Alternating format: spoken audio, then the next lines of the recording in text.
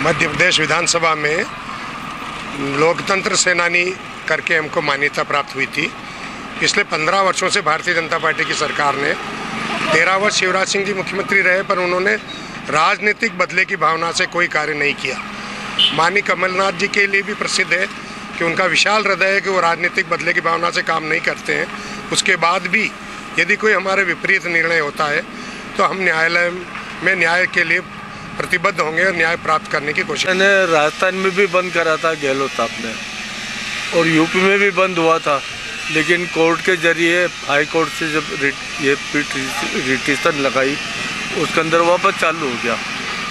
अब यहाँ पे भी इन्हें जैसे बंद कर नहीं सकते हैं, अगर करेंगे तो हमारे लिए न्यायालय के दरवाजे करीब हम तो उस टाइम पे छात्र नेता थे, बाकी उस टाइम पे जो नेता थे उनकी एज उस ज़माने में किसी के 40, किसी के 50, किसी के 60 साल, किसी के 70 साल रही है। अधिकांश जितने भी मीसाबंदी थे वो या तो बहुत ज़्यादा नाजुक हालत में भी बचे होंगे या बहुत अधिकांश निपटे। 15 साल तक भारतीय जनता पार्टी की सरकार थी और शिवराज सरकार ने मनमाने निर्णय लिए हैं जिनका कोई औचित्य नहीं था। मीसाबंदी जो है उनका कहीं कोई ऐसा देश हित में या कहीं समाज हित में या कहीं पर भी कोई ऐसा रोल नहीं रहा है।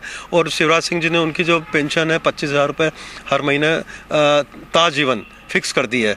तो अभी चूँकि कमलनाथ सरकार बनी है अभी, तो वो अभी बिल्कुल एकदम एक्शन में है और वो जो एक ड्राफ्ट मसौदा तैयार किया है पेंशन ख़त्म करने के लिए, ड्राफ्ट बन चुका है और उसको शीघ्र ही कैबिनेट की मीटिंग में बुला के उसको पास किया जाएगा और कैबिनेट के बाद में उसको विधानसभा में पास किया जाएगा। उसके बाद में इनकी पेंशन खत्म हो जाएगी। तो ये फिजूल खर्ची में आता है, क्योंकि वैसे 1,81,000 करोड़ का सरकार जो भारतीय जनता पार्टी सरकार कर्जा छोड़ के गई है, तो अब चूँकि खर्चा कम करने के लिए उन्होंने कई आदेश किए कमलनाथ जी ने, जैसे किसी भी मिनिस्टर को हेलीकॉप्टर से अलाउ नहीं होगा, गाड़ी घोड़े का खर्चा कम हो जाएगा, स्टाफ का खर्चा कम हो जाएगा। इसी प्रकार जो ये पेंशन का एक जो था, ये भी सरकार पर एक बेवजह बोझ कि ये कांग्रेस का ये कहना है कि अपने को रेवड़ियां बांटना, ये करना वो करना, वो शायद अपने अनुभव बताते हैं।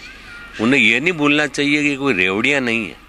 19 महीने के आपातकाल में जो बंद रहे, जिनका परिवार दुखी हुआ, जिनके काम धंधे चौपट हो गए, अगर उनको ये मुआवजा नहीं है, इसका नाम भाजपा शासन ने सम्मान निधि रखा है। लोकतंत्र की दूसरी लड़ाई जो लड़ी और जो सेनानी थे, क्या उनको सम्मान का इतना भी हक नहीं है?